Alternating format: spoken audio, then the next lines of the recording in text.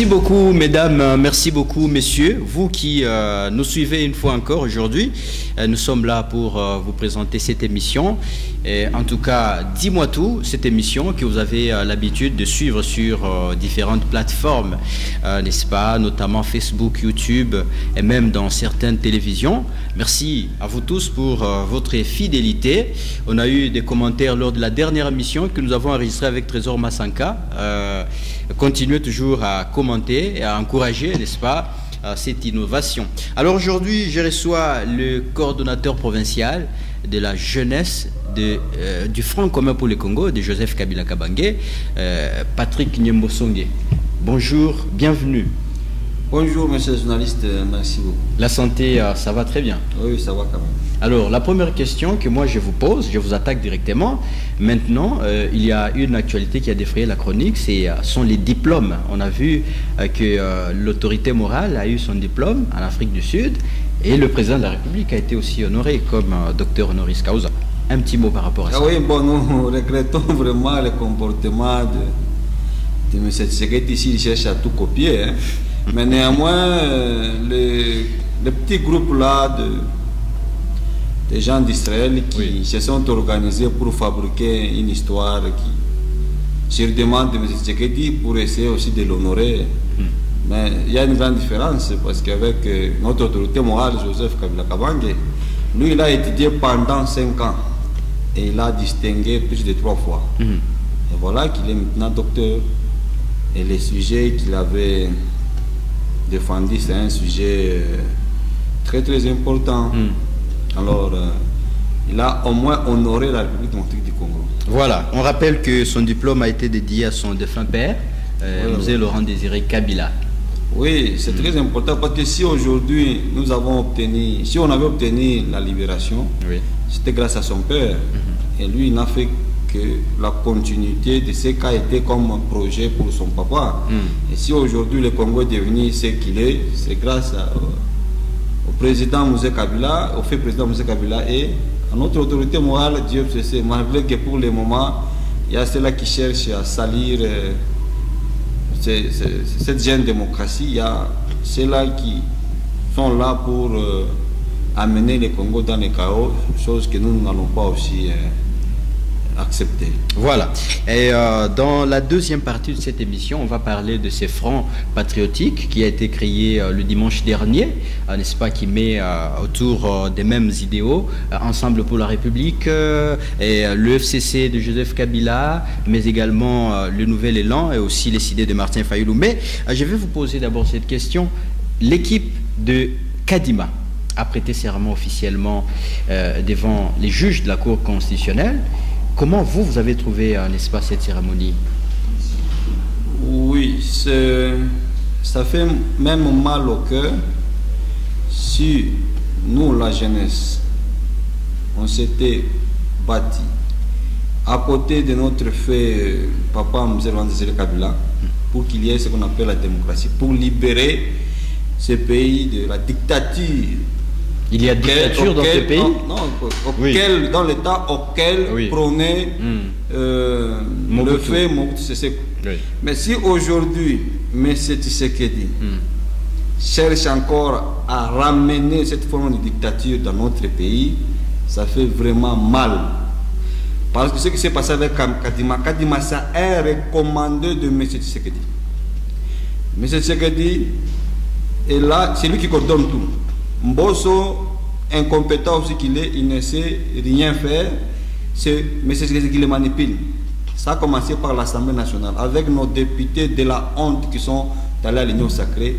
Ils sont là pour sacrifier la population pour leurs propres intérêts mesquins.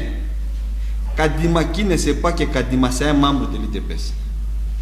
En 2018, c'est Kadima qui avait bâti la campagne en dehors du pays, en Europe, pour que les Européens et d'autres pays puissent accepter M. Tshisekedi comme président de la République, vu qu'il y a certains présidents qui connaissaient déjà son ancienne casquette en Belgique, donc tout le monde connaît. Alors, si aujourd'hui, par dictature, il a placé Kadima comme président de la CENI, donc les élections ne seront plus crédibles. Et nous n'allons pas nous laisser faire.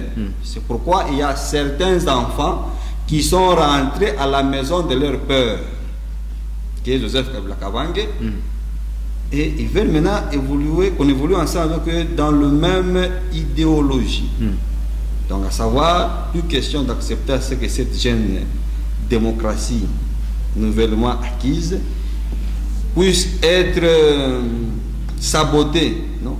Laisser Kadima soutenir la dictature de M. Tshisekedi. Ok, alors Kadima a déjà même prêté serment, parce qu'on ne va plus rentrer, on ne va plus rentrer en arrière pour dire non, que Kadima parte. Alors, vous décidez de mettre sur pied le front patriotique. Et vous êtes le coordonnateur de la jeunesse. Vous pensez vraiment que ce front va persister? Ça va persister et nous allons réussir. Parce que c'est la population qui a le dernier mot. Et quand le peuple se fâche, la loi s'enfuit par la fenêtre. Vous êtes avec Fayoulou qui a accusé plusieurs fois l'ancien président de la République d'avoir donné le pouvoir à Félix Tshisekedi, et aujourd'hui vous coalisez ensemble. Non, si Fayoulou, j'ai dit, il y a certains enfants qui sont rentrés à la maison. Quand l'enfant qui était parti rentre, notamment Moïse Katumbi, les Bafayoulou Mouzito, ils sont rentrés, on ne peut que les accueillir. Ils ont trouvé que là où j'étais parti, ce n'était plus, il n'y avait pas, bon, il n'y avait plus du sérieux. Oui. Il vaut mieux rentrer auprès du père, là où il y a du sérieux. Moïse, nous étions avec lui. À un moment donné, il était parti rejoindre M. Tshisekedi. À Genève, il a été dessus. Et quand ils sont rentrés encore, ils ont essayé de se coaliser. Ils ont créé une structure pour faire souffrir la population, voler la population, qu'on appelle communément union sacrée, c'est union secrète, où tous les incompétents se retrouvent là-dedans. Mais quand il a vu que même dans cette histoire-là, l'histoire là de n'importe quoi, il n'y a plus rien d'important, alors il a préféré rentrer auprès de son père, faire la route ensemble avec lui. On ne peut que l'accueillir. Et nous allons réussir. Tout le monde qui veut à ce que le pays, notre pays puisse aller de l'avant, ils ne peuvent que venir rejoindre l'autorité morale, rejoindre le FCC, pour que nous puissions faire route ensemble et en 2023, ou soit même avant 2023, voir comment on peut récupérer certaines choses et continuer les projets du développement qu'avait le président Joseph Kabila Kabange. Alors on va comprendre que chaque mouvement politique évolue de son côté, mais c'est seulement cette façon de faire, n'est-ce pas, une pression sur le pouvoir actuel afin qu'elle ne puisse pas politiser la Commission électorale nationale indépendante. Est-ce que vous pensez que c'est possible de dépolitiser la Commission électorale nationale indépendante? Parce que vous l'avez réclamé. Oui, c'est possible. Comment ça? Parce que les parties prenantes sont notamment les partis politiques et la société civile. Non, écoutez, il y a cela, même dans cette histoire-là d'union sacrée, il y a trop de mécontentement. Il y a il y a certaines personnes ou certaines personnalités qui cherchent à rentrer dans le FCC. Et donc, lorsque nous coalitions pour faire une grande force, c'est pour cela que je venais de vous dire que lorsque la population se fâche, la loi s'enfuit par la fenêtre. Tout peut être revu. Voilà. Lui-même, mais c'est par dictature, M. Tshisekedi.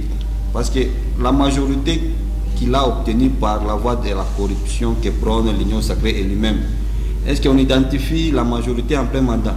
C'est après les élections. Oui. Mais comment est-ce qu'il s'est retrouvé avec début de la législature de majorité? Voilà. Alors, mesdames et messieurs, je vous rappelle que je reçois sur ce plateau Patrick Nyembosongue. Il est le coordonnateur provincial de la jeunesse de l'Union, qu'est-ce que j'ai dit, du Front commun pour le Congo, de Joseph Kabila Kabange, pas de l'Union sacrée pour la nation. Parce qu'on croyait, quand vous étiez à Kinshasa, on croyait que vous avez traversé aussi. Non, je ne peux jamais traverser, aller me réunir avec des incompétents. Non, nous sommes là où il y a la compétence. J'étais parti juste pour recevoir des orientations auprès de la très haute hiérarchie dans notre plateforme qui est le plateforme le plus sérieux. Alors, qu'est-ce que vous prévoyez ici localement en rapport avec les échéances électorales qui arrivent? Non, premièrement, nous sommes en train d'identifier le vrai membre du FCC.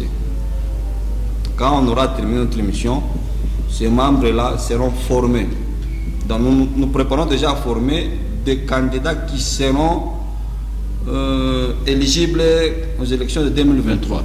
Parce qu'en 2018, c'est vrai, on avait pris n'importe qui, on ne savait pas qu'il y avait même des traîtres.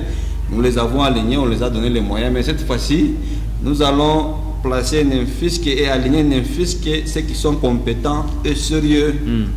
Donc nous sommes là en train d'identifier les vrais. Il y en a encore ceux qui sont sérieux auprès de l'ancien président Joseph Kabila. Il y en a. Oui. Il y en a. Nous avons des honorables députés nationaux de Kaozi Malisawa, Fofo Konzi, Mimulanya, l'honorable Likin, Mbouyuliongola.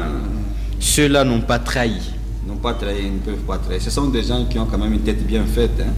Voilà. Alors, nous sommes pratiquement à la fin de notre émission d'aujourd'hui. Monsieur Patrick, peut-être un message à la population qui vous suit de partout, partout à travers le monde. Le dernier message est que, d'abord, nous continuons avec nos consultations pour identifier le vrai FCC, le vrai membre du FCC.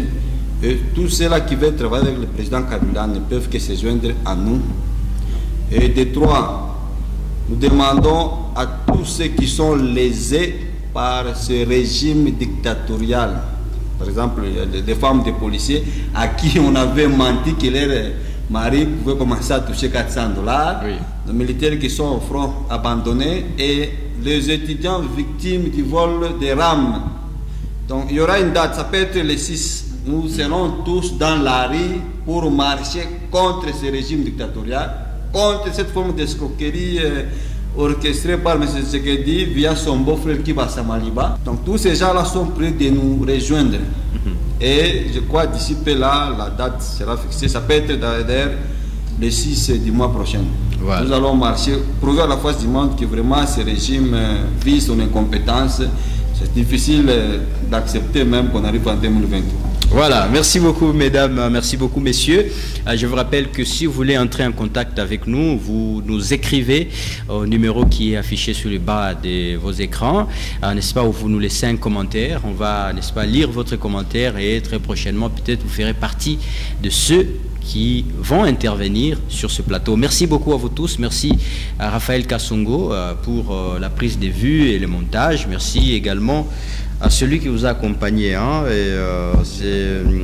le secrétaire général de Capella, le secrétaire général de la jeunesse, de la coordination provinciale, de la jeunesse du Front commun pour le Congo. Nous vous disons merci, bye bye et à la prochaine.